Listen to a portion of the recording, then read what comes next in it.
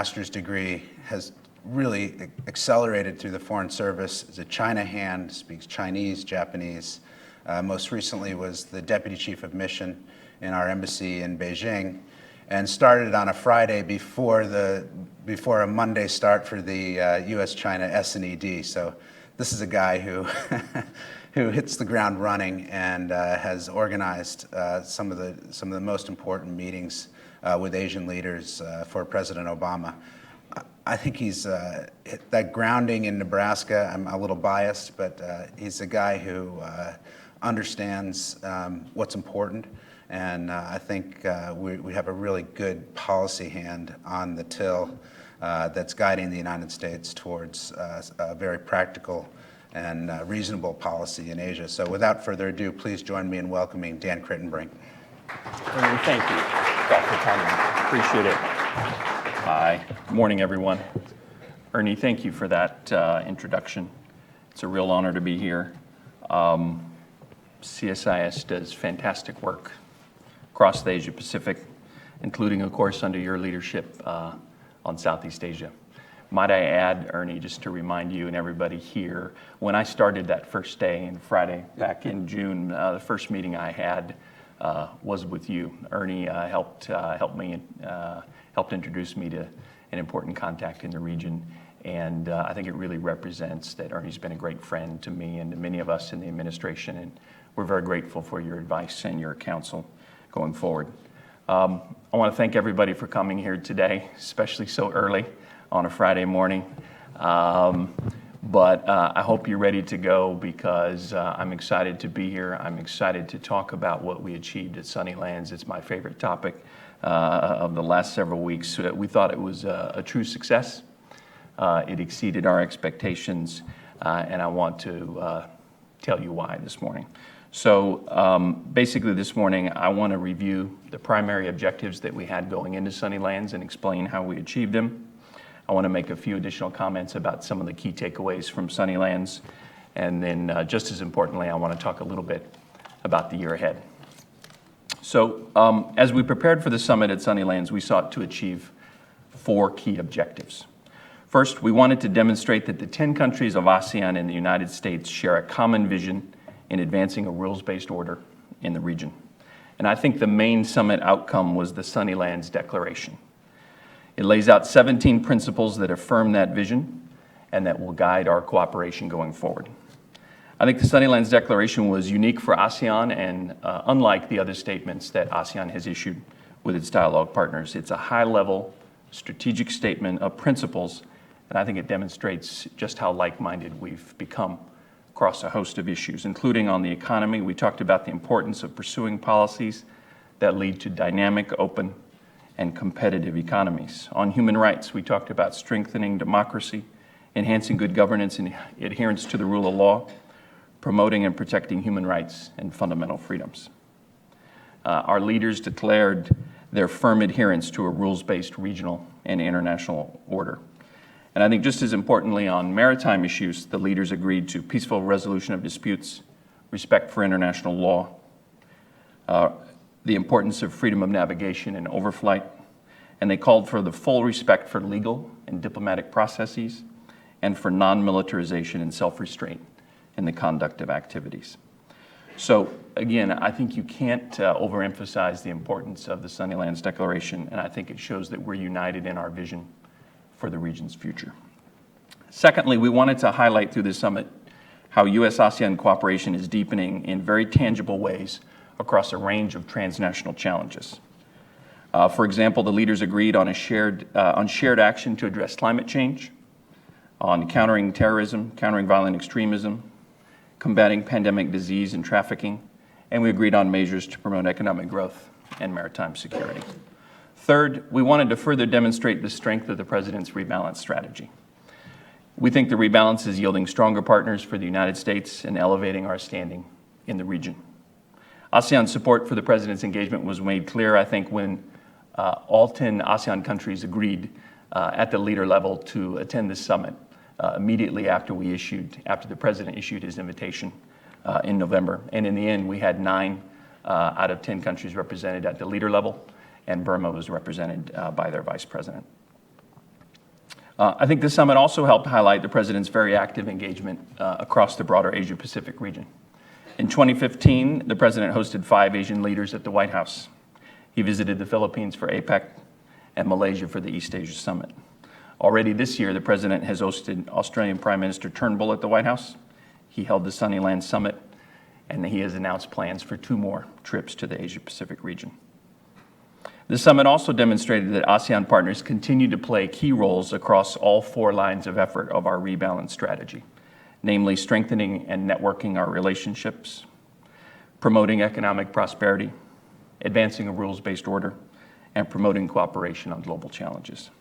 And fourth and finally, we wanted to use this summit to demonstrate to our public and to the region why ASEAN matters to the United States. That's what this summit was about. It was about lifting up, highlighting, and celebrating the importance of our deepening cooperation with the ASEAN region. Over the course of the President's media engagements and outreach by administration officials, we highlighted the importance of our relationship with the 10 countries of ASEAN, which taken together equals the world's 7th largest economy, America's 4th largest trading partner with over $225 billion in annual trade, and that trade supports 500,000 American jobs. We also underscored the fact that ASEAN plays a central role in the region's emerging institutional architecture. So those were our top-line goals, which we achieved. Now I'd like to touch briefly on a few additional highlights that I think demonstrate the success of the Sunnylands Summit. First, this summit, I think, demonstrated the dramatic progress we've made in our relations with the Southeast Asian region. The ASEAN leaders unanimously offered a strong embrace both of the U.S.-ASEAN strategic partnership that we announced last November and more broadly of America's engagement across the region. Secondly, discussion among the leaders at the summit was dynamic. It was free-flowing. That may surprise some of you. We were delighted by that. We think that the setting probably helped. But I think it also helped that these are relationships that President Obama has cultivated over the last several years. I think it was, those conversations were supported by his 6 previous leader meetings and 7 visits to the region. And the format, I think, allowed the leaders to have give and take on a number of key economic and security challenges. Third, we were grateful for the extensive media coverage, both in the United States and across the region. And the President did a great interview with Channel News Asia, which I commend to many of you, and that received great coverage. And finally, this summit proved consequential for the progress we've achieved on key economic and security issues important to our relationship. Let me highlight just a few of those. At the economic session at Sunnylands, which was the opening session, the leaders agreed to encourage entrepreneurship and innovation, which we believe is at the heart of modern competitive economies. And our focus on those themes, I think, highlighted the U.S. comparative advantage as an economic partner for ASEAN. The themes of innovation and entrepreneurship also allowed us to talk about the key policy changes and initiatives that we think are key to creating the types of economies that will attract investment and further prosperity. Those messages were supported by 3 American leading CEOs who joined the session. We had CEOs from Microsoft, IBM, and Cisco. They made very compelling presentations about the policy prerequisites for fostering innovation, which include the rule of law, transparency, protection of intellectual property, efficient customs measures, modern infrastructure, and the like. And I thought introducing the CEOs was a great move, and it really contributed to a free-flowing, dynamic conversation. Again, the leaders agreed that innovation will play a central role in their growth and that the U.S. will be a vital partner in that effort. The leaders also welcomed the President's U.S.-ASEAN Connect initiative that he announced, and that will ensure that U.S. government resources in the region are poised to support ASEAN's efforts to foster innovation. On maritime issues, we broke new ground with the Sunnylands Declaration. For the first time, all 10 ASEAN leaders endorsed explicit language on principles that will further frame the region's approach to the South China Sea, including on support for non-militarization of the features and full respect for legal processes to resolve disputes. I think there were 2 elements in the maritime discussion that resulted in that outcome. First of all, there was great concern in the room among the countries about a range of actions in the South China Sea that are raising tensions and that are proving to be destabilizing. Secondly, there was great recognition among the leaders that the upcoming ruling in the Philippines arbitration case will be an important event for the rules-based order in Asia. ASEAN leaders agreed on the importance of fully respecting these kinds of legal, peaceful, and rules-based processes for resolving disputes. The summit was also useful in identifying priorities for our cooperation in the year ahead. As I mentioned earlier, the leaders had great discussions and reached agreement on ways to expand our cooperation on counterterrorism, trafficking in persons, climate change, global health, and the President offered new assistance on several of those challenges. I think it's also important to emphasize that the President spent a great deal of time emphasizing the importance of human rights, both in the general sessions, the plenary sessions during the summit, and in several of his individual pull-asides. The President highlighted our continued commitment to advancing human rights and supporting civil society across the region. So let me close with just a few additional comments on the year ahead. The President announced while he was at Sunnylands that he will visit Vietnam in May when he travels to the G7 in Japan. And then, of course, in the fall, the President will return to the region in September for the G20 in China, and then the East Asia Summit and the U.S.-ASEAN Summit in Laos. On Vietnam, the President had a brief but very productive pull-aside with Prime Minister Zoom.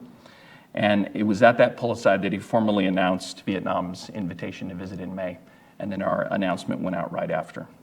I'm confident that the President's trip to Vietnam will build on the historic progress we made in U.S.-Vietnam relations during the administration. And Ernie, you'll remember this. One of my first events that I was involved in this new job was in July, when Vietnamese General Secretary Chom visited the White House, met with the President in the Oval Office. And at that time, our two leaders issued a joint vision statement. And I think it highlights the great progress that we've made in the U.S.-Vietnam relationship and the potential for dramatic progress in the years ahead. I think when the President visits in May, we'll further advance that progress and cooperation in the U.S.-Vietnam Comprehensive Partnership, and I think we'll do it across a whole range of issues in the relationship, including on security cooperation, trade under TPP, and in our people-to-people relations. I think the President's trip to Laos in September will also be quite important. He'll be the first U.S. President to ever visit Laos. We're looking forward to taking advantage of that opportunity to advance our work together on a range of issues, including health, education, and legacy of war issues. We believe that cooperation can build the foundation of trust that will be important in making further progress in the U.S.-Laos relationship, and we stand ready to support Laos in any way we can during this important year while Laos serves as the ASEAN Chair. So Ernie and all my friends here today, let me just reiterate. The Sunnylands Summit we thought was a great success. We thought it highlighted the important progress we've made in our relationship with the countries of ASEAN. I think Sunnylands demonstrated that our relations with ASEAN have never been better. So with that, I'd be delighted to take your questions. Thanks very much. Thank you. Appreciate it. If I can get around here. Great. Dan, thanks a lot, and congratulations. Thank you. That was a great summit, great joint statement. I mean, the joint statement I wanted to start with. Sure. I read that and I thought this is one of the most, the strongest statements I've seen from ASEAN. It really built on the ASEAN foreign minister's statement. I think that's right. Were you surprised? I mean, did you guys sort of get what you needed? What was the dynamic? I mean, how did you That's a great question. I would say we were exceptionally pleased with how the joint statement turned out. First, we discussed with our ASEAN friends in the run-up to the summit whether we should do an outcomes document or a joint statement and what it ought to look like if we did one. And what we picked up from our friends in ASEAN was there was a great desire to have some sort of document that would enshrine, again, our common vision for the region's future and areas where we could cooperate going forward. So what my colleagues and I did was we took a stab at a first draft that aimed to be very strategic, high level, focused on general principles. We saw this summit at Sunnylands as being unique and historic. This was not just your typical annual U.S.-ASEAN summit. This was not designed to be a vehicle for delivering 1,000 detailed outcomes. We wanted to be, again, high level and strategic. I think the couple of things that jump out at me the most are, one, it was relatively easy to negotiate. Now, I say that given the fact that many of my colleagues, including our very talented ambassador to ASEAN, had the primary responsibility for negotiating it, and then our senior official to ASEAN, Assistant Secretary Danny Russell, as well. But they, of course, did a great job. But again, there was great consensus, Ernie. Compared to some other negotiations that we've been in, I think it was relatively easy. It showed that there was great consensus around the principles that are enshrined in the document. I think, not surprisingly, probably the final issue to be resolved was the detailed language on maritime disputes. There was a relatively quick agreement on the general principles that we all share, but there was a small number of countries that had some reservations on some of the specifics. And I think the neat part of the dynamic there was that our ASEAN partners came to us and said, we've got this, give us a little bit of time to work through this, and we'll come back to you. And they did that. And then they came back to us and they said, this is the consensus we've reached, and that's the outcomes document that you saw. So we couldn't be more pleased with it. We think it shows that there is a consensus on this shared vision for the region. And also, you'll notice the document focuses exclusively on the U.S.-ASEAN relationship, and we're quite pleased with how it turned out. We're of course in the midst of a contentious national election here. Republican debates last night. I'm sure you're getting these questions. I'm sure President Obama got the questions at Sunnylands. He did indeed. What will American policy towards Asia have continuity, no matter who's president? And how did he answer that, or how do you guys address that question? Have you institutionalized this level of engagement with ASEAN? Well, Ernie, I think it's a great question, and it was an issue that was raised by the leaders at the summit. And the answer that the president gave was as follows. He said, first of all, America's engagement with Southeast Asia is based on enduring American interests. And those interests will obviously extend beyond his administration. Secondly, the president made clear that much of our cooperation and engagement is now institutionalized, and that is another, I think, cause for optimism going forward, that our engagement and our cooperation will endure. And thirdly, if I could add, I think many of us were quite struck by much of the bipartisan support for America's engagement with Southeast Asia. I know there was a great sense of the Senate resolution that came out just on the eve of Sunnylands that we took note of, that we welcomed. It was quite strong, and again, I think it demonstrates their strong bipartisan support. So those are the messages that we tried to convey to our friends in Southeast Asia about America's enduring commitment to the region. So you're arguing that there's intrinsic value in the U.S.-ASEAN relationship, and I think I was struck by the media that came out of Sunnylands, by the joint statement. China was not mentioned in the joint statement. You really did seem to focus on the U.S.-ASEAN relationship, where a lot of critics coming in were saying this will be all about China. What was the case? I mean, on the ground, what really happened in that area? Well, it was interesting in the run-up to Sunnylands. We tried to describe what we were there to achieve. What we were there to achieve was to focus, again, lift up, celebrate the U.S.-ASEAN partnership. Much of the media wanted to focus on China and make the summit about China, but it was not. And I think that was reflected in the joint statement, the Sunnylands Declaration. The focus was on U.S.-ASEAN cooperation. And so were the discussions. Yeah. Now, there's no doubt China is an important, indispensable player in the region. Some of the issues that we discussed obviously touch upon China. The most obvious and most important, I think, being the maritime disputes, where much of China's assertive, destabilizing actions, those are the primary cause we would see for tensions in the region over those issues. So it was inevitable that China would be discussed in that context. But apart from that, the leaders focused on what we together can do to promote economic prosperity, what we can do together, the United States and ASEAN, to tackle common challenges. Like I said, great discussions on combating climate change, pandemic disease. There's a lot of concern in the region, of course, over taking actions in the counterterrorism sphere and taking steps to counter violent extremism. So these were great discussions, but again, they focused on what we, the United States and ASEAN, can do together. And if I could address as well, I was somewhat surprised by some of the initial media commentary that said because China was not mentioned in the Sunnylands Declaration and the South China Sea wasn't explicitly mentioned, somehow that was either a negative outcome or showed dissension between us. The truth couldn't be further from that. Again, it reflected what we were there to do. We were there to focus on the United States and ASEAN, and everything we did, I think, demonstrated that. Do you think this summitry, pulling the ASEAN leaders together for these types of discussions, does it strengthen ASEAN as an institution? That's a great question.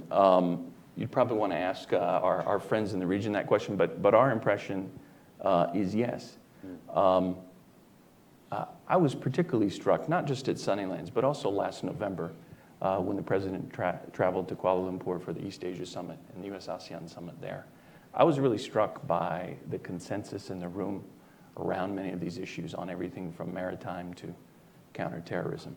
I was also struck that with ASEAN at the core, institutions like the East Asia Summit really have come to play a vital role in helping to manage these important issues in the region. We see the East Asia Summit as being the region's premier institution for discussing political and strategic issues, and I think it's lived up to that billing. So I'm not going to say that it's America's engagement that's done it all, not by any means, but we are pleased by the progress that we see in this emerging regional institutional architecture. We're very supportive of ASEAN's role in that, ASEAN's central, indispensable role in that. One thing I wanted to congratulate you guys on is it's not an easy call, right? I mean, if you look at ASEAN, it's in transition. Some of its leaders are in, tenuous political positions. There are questions about human rights. There's a question about governance.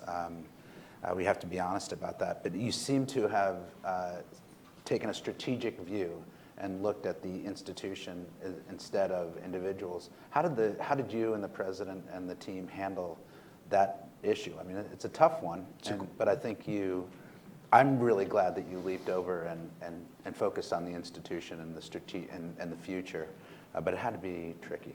Well, it's a great question. I think you've summed it up very well, Ernie. We think that a strategic investment in ASEAN and in ASEAN's 10 leaders is in America's national interest. But make no mistake about it, we do have fundamental concerns with the human rights conditions in several of the ASEAN nations. We've been very candid about that, both publicly and privately. As I mentioned a moment ago, the president had the opportunity to state our vision for the region's future, including on issues like human rights in the plenary sessions. In particular, I thought at the dinner that we did, it was a very small dinner, leader plus one, on the night of the 15th, the president gave a rather extensive laydown of our view on human rights.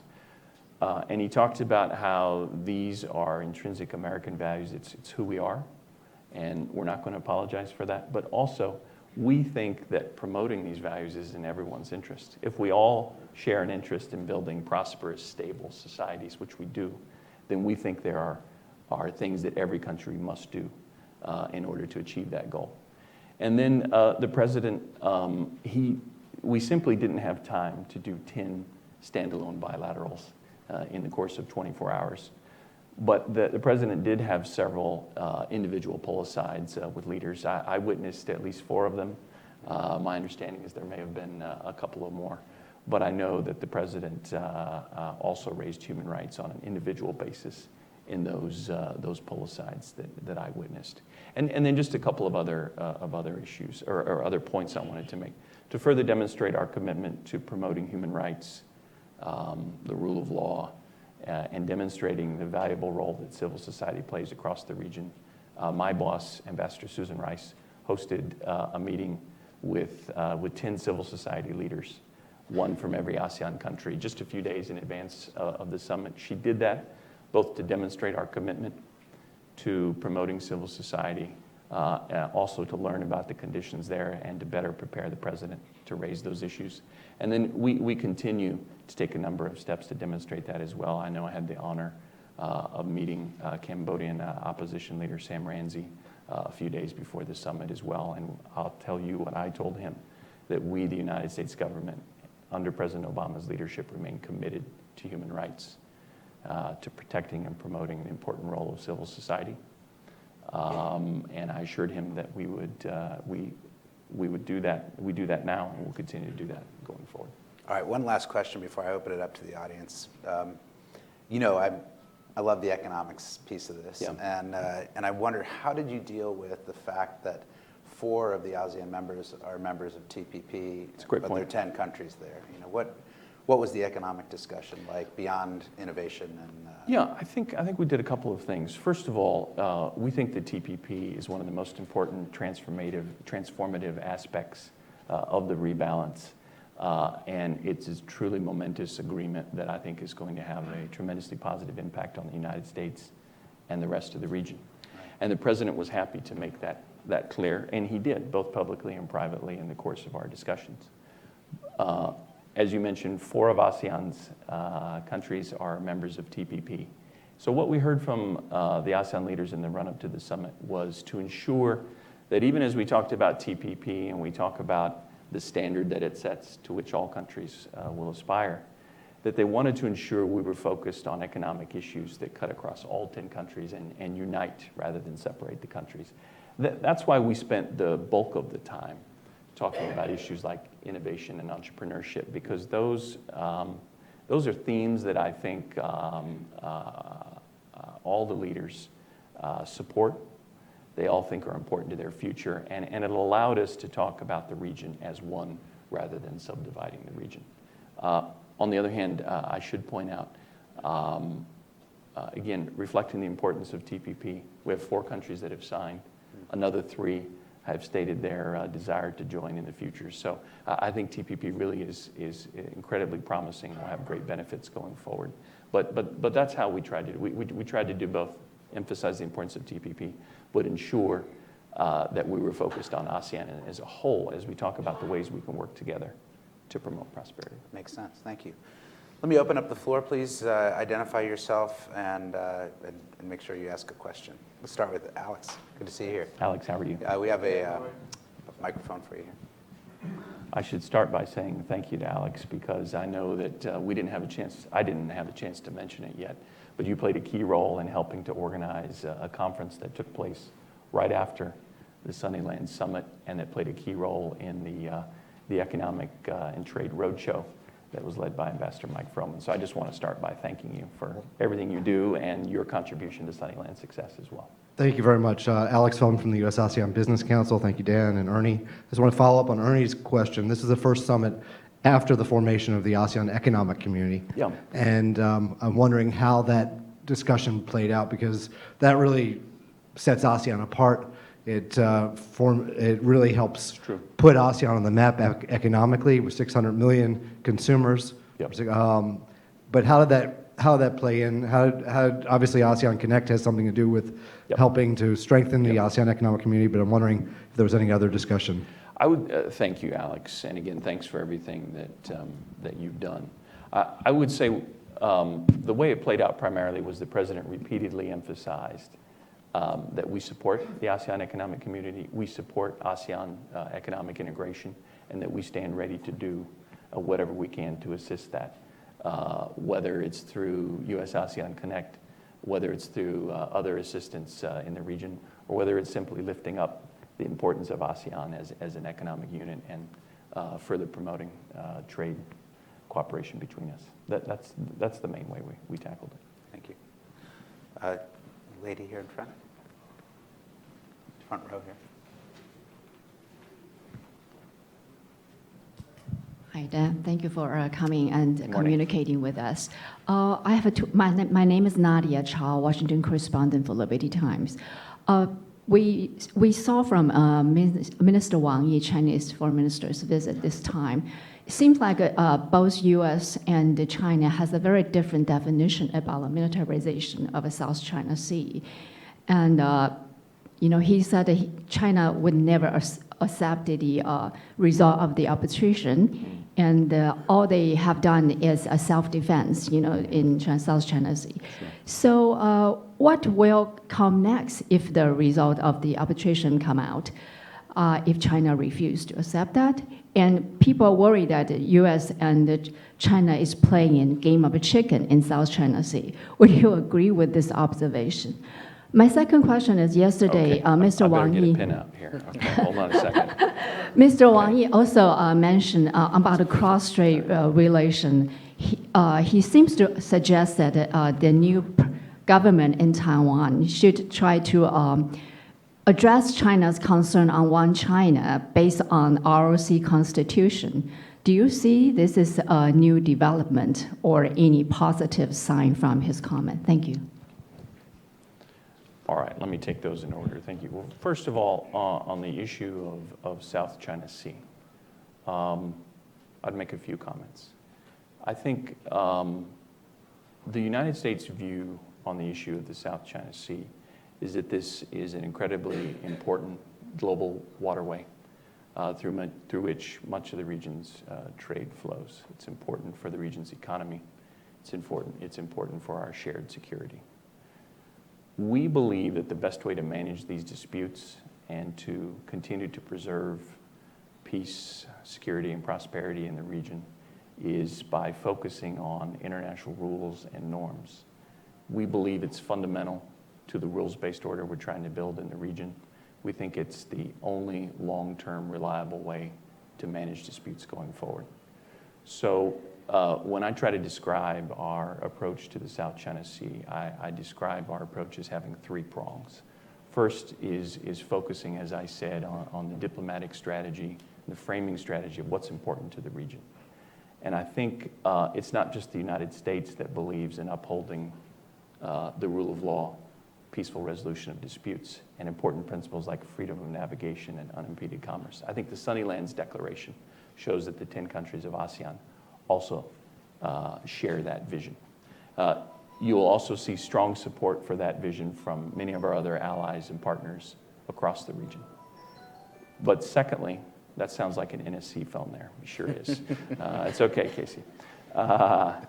Secondly, we're focused on taking a number of steps to build the maritime capacity of a range of partners and allies across the region through the Department of Defense's Maritime Security Initiative, through other initiatives led by the Department of State.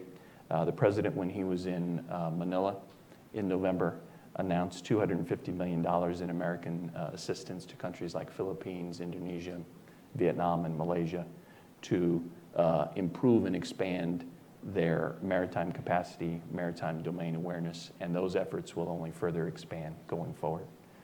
Thirdly, the United States has made clear through the activities of our own U.S. military that we will act in defense of those principles. Whether it's through freedom of navigation operations, joint exercises with allies and partners, we intend to demonstrate that the United States will act in accordance with international law, and our military will fly, sail, and operate anywhere in accordance with international law. So that's our approach to the issue going forward. We think that's a strategy that is designed, as I said, to uphold the international rules-based order and to insist on peacefully managing these disputes. We think that the arbitral tribunal ruling, when it comes out later this year, will be an extremely important moment.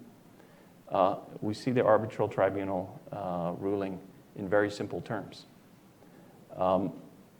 Every country has the right to pursue peaceful legal means to resolve disputes. China and the Philippines, as parties to UNCLOS, signed up to this particular arbitration mechanism, and when that ruling comes out, it will be binding on both parties. And we think that'll be an important moment that all of us in the region should focus on. Secondly, you asked about the U.S.-China relationship. I would say this. We were delighted to have Foreign Minister Wang Yi in Washington this week. He had a chance to meet again with Ambassador Susan Rice. He met with Secretary Kerry as well. And the President also made a brief drop-by of the Foreign Ministers meeting with Ambassador Rice. And I think those meetings demonstrated the full breadth and depth of the U.S.-China relationship in all its complexity. This is a relationship in which we are trying to do everything possible to maximize our cooperation on shared challenges. I think that's best represented through the historic climate change agreement that we reached in Paris, which was really led by a previous bilateral agreement between the U.S. and China. I think you can see it represented as well in the UN Security Council resolution on North Korea that was tabled by the United States and which is the result of, I think, good diplomacy and tough negotiations between the United States and China. Whether it's on these issues or on pandemic disease or dealing with the Iran nuclear program, I think we're demonstrating that the United States and China, when we cooperate together, we can make a tremendous contribution to international peace, security, prosperity. But let's not paper over differences. Let's not underestimate how important some of the differences are that exist between us. I think the maritime issues are long-standing, difficult issues. They'll remain that way going forward. We're committing to doing our level best to resolve them and also to act in defense of the principles that I've just outlined. There are a host of other challenges between the United States and China as well, whether you want to talk about human rights, certain Chinese actions in the cyber domain that we have made clear we have fundamental problems with. And then there are steps within the China market that China is taking that discriminate against American firms. There's no shortage of challenges and problems. There's no shortage of common challenges on which we're cooperating. I think that the U.S.-China relationship going forward will continue to be defined by both cooperation and competition. We embrace that. We accept it. It's nothing new, and it won't change anytime soon. Your last question was on Taiwan. The only thing I would say there, the United States continues to make clear that we pursue a one-China policy based on both the 3 joint communiques and the Taiwan Relations Act. We'll continue to do that going forward. Our longstanding, consistent policy on cross-strait relations will not change. We have a fundamental interest in preserving cross-strait stability. We commend the steps that both China and Taiwan have taken over the last several years to promote cross-strait stability, and we hope that will continue going forward. So you have no comment about Wang Yi's I didn't see his comments. Sorry. But I think I've made clear our approach. Jeff, right there. Jeff Dyer from the Financial Times. Thank you very much. During the summit, or perhaps shortly before the summit, China did move air-to-surface missiles to the Paracel Islands. Since then, there have been various types of radar going to the Spratly Islands, also some aircraft. Admiral Harris said a couple of days ago that if these types of steps continued, China would end up with de facto control over the South China Sea. Could you tell us your analysis of these Chinese steps, what their implications are, and what's your understanding of them, particularly in context of President Xi's comments about not militarizing the South China Sea when he was in Washington, I guess, 4 months ago? Sure. Thank you. Well, let me say that apart from the issue of specific weapon systems or particular deployments, I think the more important issue is the larger issue and the trend line that we see. We are concerned that China has taken a number of unilateral steps over the last several years that we think raise tensions in the region and that are destabilizing. We've spoken out against them. We'll continue to do so. And as I mentioned, we'll continue to act in defense of these larger principles that we've staked out, such as the freedom of navigation, freedom of overflight, peaceful resolution of disputes. It's very clear, as I tried to outline in our approach to the South China Sea, that we're committed to those principles. We're committed to defending our interests. And this will continue to be a difficult issue going forward. Of that, I'm confident. I'm equally confident of our resolve and our commitment to defending our interests and to doing everything possible to peacefully resolve these disputes. And on your final comment about President Xi Jinping's comment on September 25 in the Rose Garden, we were pleased that President Xi made that comment in which he committed to not militarize China's features in the Spratlys. Candidly speaking, we think it would be good if that non-militarization pledge, if he would extend that across the entire South China Sea. Regardless,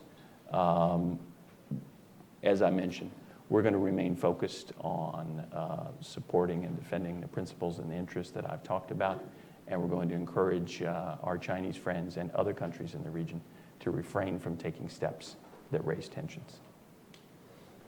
Hunter? Thank you. Hunter Marston, Brookings Institution. We hear a lot of U.S. officials at CSIS events, for example, coming back from the region saying that ASEAN countries want a strong U.S. presence in the region. Yep.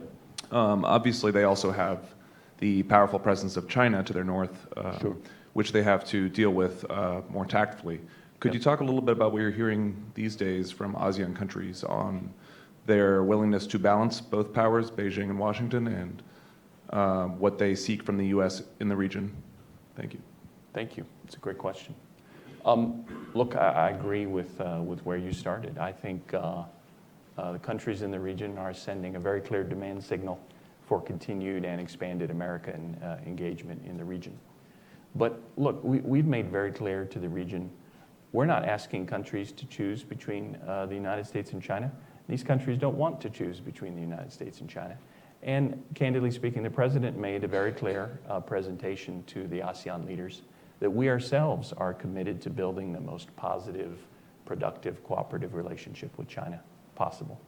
And as I've tried to describe here today, our relationship with China, despite its many positive cooperative aspects, also remains extraordinarily complex. And I think that many of our friends in ASEAN have similar relations with China, and I think share the same goals. Again, I think all of us are trying to build the most productive relationship with China possible.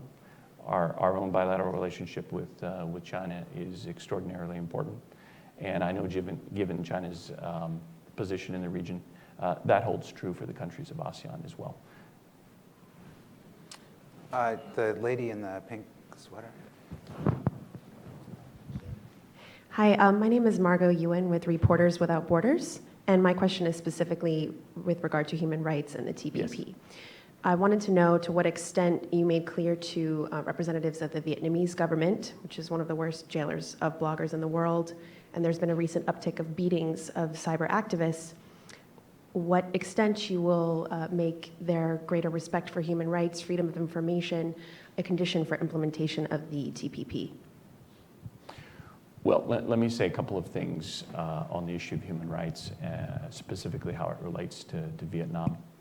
During the pull-aside that President Obama had with Prime Minister Zoom at Sunnylands, the president did underscore how important human rights are to the United States and how important they'll continue to be in the U.S.-Vietnam relationship, and that we'll need to see progress in Vietnam on a range of human rights issues, including the ones you mentioned, in order to further advance our relationship.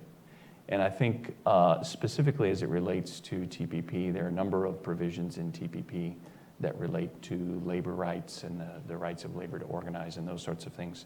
Those are important fundamental provisions in TPP.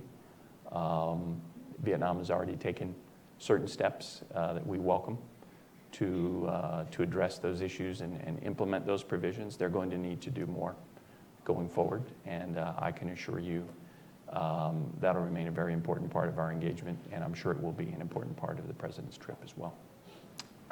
Question here.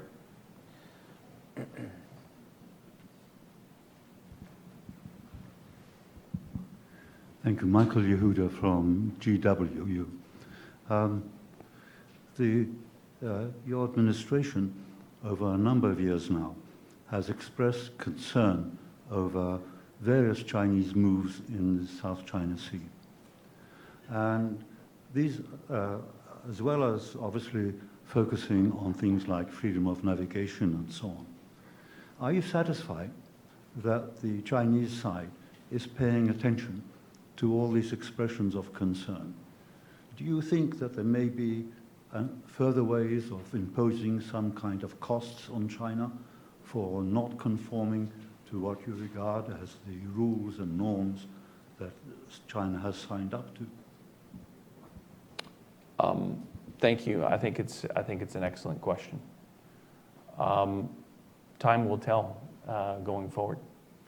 I know that in the engagements that we've had with our Chinese friends, they have stated clearly and explicitly that China supports the current international order, is not looking to upset it, and is not looking to challenge the United States. And what we've encouraged our Chinese friends to do is to ensure that China's actions support those statements, and that'll be key going forward. All I can say is this: what I'm confident in is that the United States will continue both to speak and act in defense of those larger principles and international law going forward. I'm also confident that these issues are not going to be resolved overnight. These are issues that have existed for decades, and for better or for worse, they'll continue to remain important challenges going forward. But what we've tried to make very clear, what I've tried to make clear here today, is our view and our position on those issues, and the very tangible steps that we're taking to act in defense of those principles and interests. I hope that answers your question. Dan, I'm going to wrap up with one question. If the next president of the United States calls you up and says, Dan, should we do this summit with the ASEANs again? And what's the one thing we could do better? What would your answers be? What's the one thing we could do better on a summit? Oh, yeah. Well, look, as I pointed out when we had a chance to chat yesterday, one of the principles we agreed to in the Sunnylands Declaration was an annual summit, and I think that's something very important going forward. Look, I'll speak selfishly. If there's anything we could do better, it'd be great to have even more time to sit down at one of these summits and really drill down in even greater depth. That'd probably be my one recommendation going forward. But I shouldn't be too greedy, because I know that it was a pretty extraordinary investment in the president's time, over 2 days with the leaders of ASEAN, and it was a tremendous investment on the part of the leaders from ASEAN to fly all the way on relatively short notice to sunny California to spend a couple of days with the president. But I think it demonstrates, both for the United States and for the countries of ASEAN, just how important our relationship is. I'm confident that'll remain the case going forward. Well, Dan Kritenbrink, thank you very much. Congratulations. Thank you. Really appreciate it.